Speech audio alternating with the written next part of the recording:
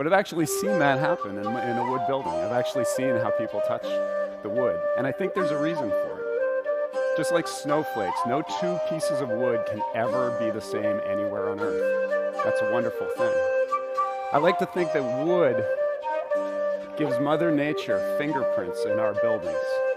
It's Mother Nature's fingerprints that make our buildings connect us to nature and the built environment.